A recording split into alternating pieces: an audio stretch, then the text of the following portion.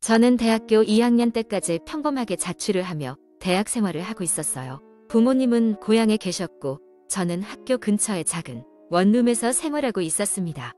그날은 월요일이었고 주말 내내 과제에 쫓기느라 피곤한 상태였지만 어쨌든 강의를 듣고 도서관에서 공부까지 하다 보니 어느새 밤 11시가 되었더라고요. 집으로 돌아가는 길은 언제나처럼 조용했고 저는 이어폰을 끼고 음악을 들으며 터벅터벅 걷고 있었어요. 건물 입구를 지나 엘리베이터를 타고 제 방이 있는 7층 버튼을 눌렀습니다. 엘리베이터는 천천히 올라갔고 문이 열리자마자 어두운 복도가 펼쳐졌죠. 원래 우리 층은 항상 불이 켜져 있어야 했는데 그날따라 복도 불이 나갔는지 캄캄했어요. 이상하다고 생각했지만 주머니에서 핸드폰을 꺼내 플래시를 켜고 조심스럽게 방으로 걸어갔습니다. 방에 들어가자마자 현관불을 켜려는데 불이 들어오지 않는 겁니다. 이번엔 거실 등을 켜려 했지만 마찬가지로 작동하지 않았어요. 하필 난방까지 고장난 건지 방이 으슬으슬하게 춥기 시작했습니다.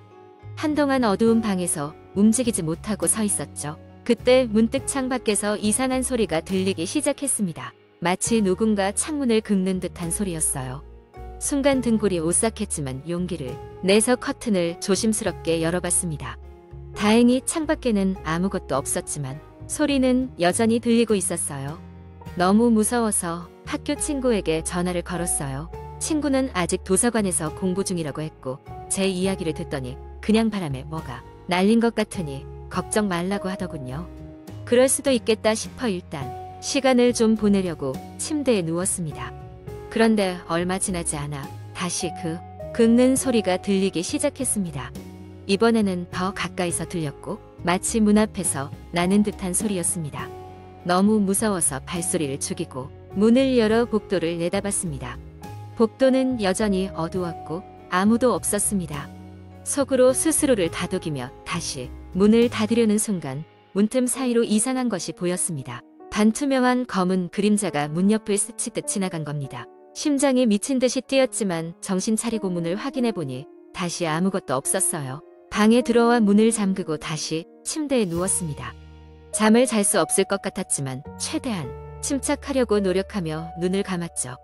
그런데 잠시 후 이번에는 방 안에서 낯선 소리가 들려왔습니다. 바로 방 한가운데에서 그곳에는 어떠한 형태도 없는 그러나 분명히 느껴지는 존재가 있었습니다. 그것은 바람이 아니었습니다. 마치 누군가 내 방을 걸어 다니는 것처럼 느껴졌죠. 분명히 아무도 없는데도 그 발자국 소리가 확실히 들리고 있었습니다. 저는 그때 마치 몸이 굳어버린 듯 움직일 수가 없었습니다. 눈을 감고 얕게 숨을 들이쉬었죠. 공포 속에서 머릿속이 하얗게 변해버렸고 그저 제발 그냥 지나가주기를 하는 생각만 했습니다. 그때 문득 누군가 내 이름을 부르는 소리가 들렸습니다. 귀에 대고 속삭이는 것처럼 낮고 느리게 내 이름이 반복되었죠. 저는 너무 놀라서 반사적으로 눈을 떠버렸고 그 순간 방 안의 분위기가 변했습니다. 그 발자국 소리도 이름을 부르던 소리도 사라졌습니다. 방 안은 여전히 어둡고 추웠지만 기묘하게도 더 이상 그 존재는 느껴지지 않았어요. 시간이 얼마나 흘렀는지는 모르겠습니다. 그저 무작정 일어나 노트북을 켜고 친구에게 SOS 메시지를 보냈어요. 그날 이후로 친구는 저희 집에 자주 머물러줬고 저도 점점 그날의 일을 잊고 지냈습니다. 몇 달 후 그 원룸을 떠나 다른 곳으로 이사를 갔습니다. 그 이후로 다시는 그런 일을 겪지 않았지만 아직도 그때의 기억이 생생히 남아 있습니다. 가장 무서웠던 것은 그날의 기억이 너무나도 생생하고 분명했다는 사실입니다. 혼자 있을 때면 그날의 그 존재가 다시 돌아올까봐 항상 문을 두드리는 소리에 귀를 기울이곤 합니다. 여전히 내 이름을 부르는 낮고 작은 목소리가 아주 가끔씩 귓가에 맴도는 것 같은 건 그냥 기분 탓이겠죠. 두 번째 이야기 대학교 3학년 여름방학. 나는 잠시 고향을 떠나 서울의 한 고시원에 머물며 인턴십을 하고 있었다. 인턴십은 바빴지만 퇴근 후 혼자 있는 시간을 어떻게 보내야 할지 몰랐다.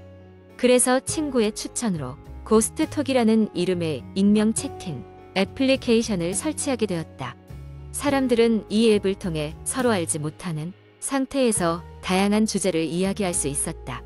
어떤 방은 유머로 가득 찼고 어떤 방은 가볍게 일상을 공유하는 방도 있었다.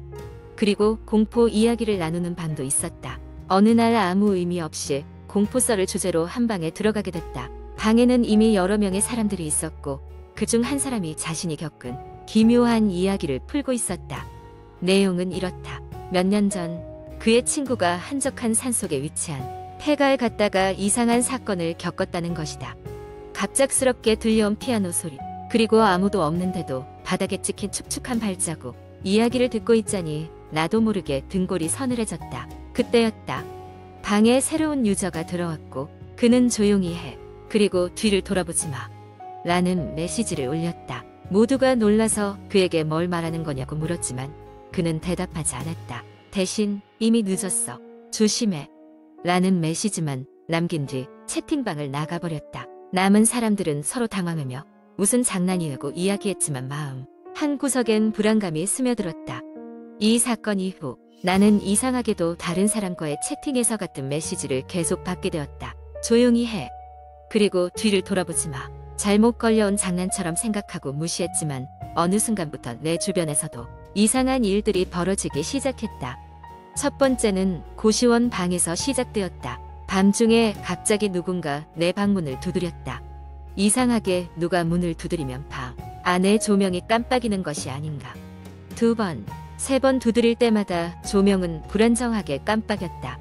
문을 열어보니 아무도 없었다. 복도가 조용했고 다른 방의 사람들도 잠들어 있는 것처럼 보였다. 얼마 후 계속되는 불안 속에서 또다시 그 사용자로부터 메시지가 왔다. 조용히 해. 그리고 뒤를 돌아보지 마. 이제는 정말로 두려웠다. 방 안에서는 누구의 숨소리가 들려오는 듯했고 아무도 없는 방에서 서늘한 기운이 스며드는 듯했다. 나는 최대한 이성을 잃지 않으려 애쓰며 휴대폰을 내려놓고 침대에 누웠다. 그날 밤 꿈에서 나는 어떤 폐가에 있었다. 낮고 퇴락한 외관의 이 집은 이전에 채팅에서 들었던 그 장소와 매우 유사했다. 꿈속에서 나는 피아노 소리를 들었고 그것은 점점 가까워졌다. 나도 모르게 소리를 향해 걸어갔고 마침내 낡은 피아노를 발견했다. 그리고 피아노 앞에 의자에 앉아있는 그림자 같은 사람을 보았다. 그는 천천히 고개를 돌리더니 내게 속삭였다.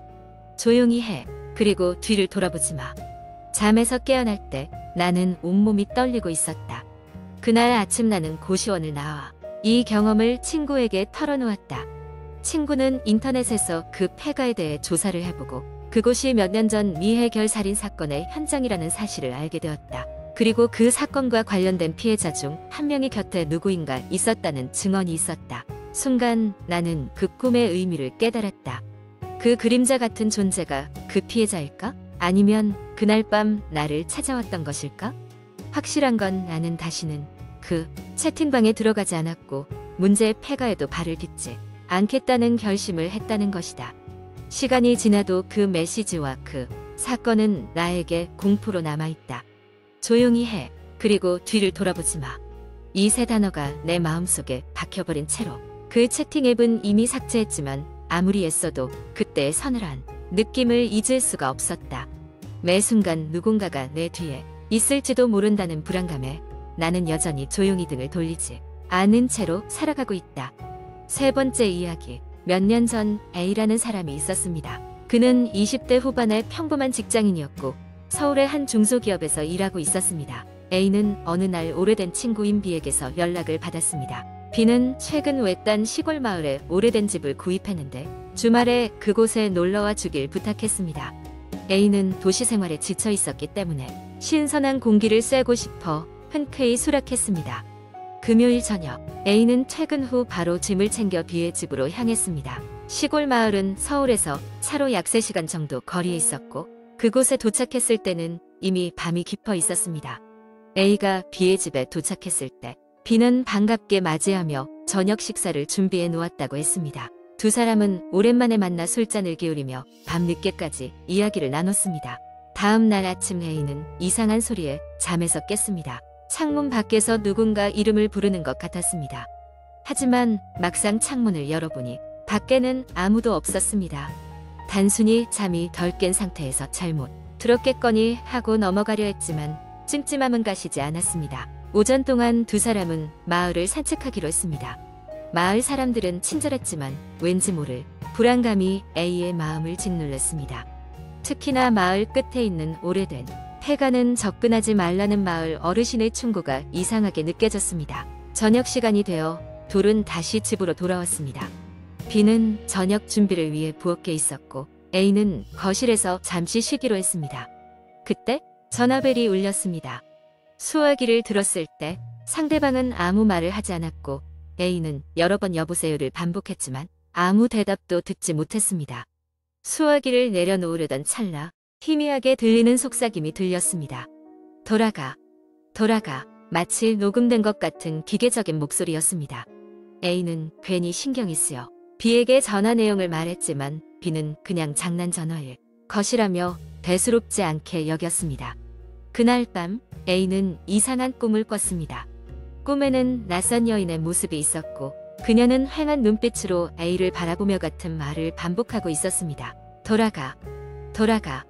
A는 식은땀을 흘리며 잠에서 깨었습니다. 그날 이후로도 기묘한 일들이 이어졌습니다.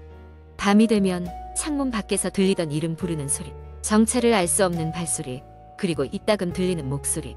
A는 이런 상황이 지속되자 점점 예민해졌고 두려움에 시달리게 되었습니다. 결국 그는 B에게 자초지종을 이야기하고 더 이상 그 집에 머무를 수 없다고 말했습니다. B는 미안하다며 A를 집까지 바래다 주었습니다. 서울로 돌아온 A는 인터넷을 통해 그 마을에 대해 조사를 하기 시작했습니다. 그러다 충격적인 사실을 알게 되었습니다. 그 마을은 한때 끔찍한 사건이 있었던 곳으로 폐가에는 자살한 여인의 원혼이 머문다는 소문이 돌고 있었습니다. 그 후로 A는 다시는 그 마을에 가지 않았고 기묘한 경험을 인터넷의 썰로 풀어놓았습니다. 글을 마무리하며 A는 조언합니다. 만약 시골에서 늦은 밤 이름 모를 누군가가 당신을 부른다면 그 소리에 귀 기울이지 말고 즉시 그 장소를 떠나십시오. 언제나 안전이 최우선입니다.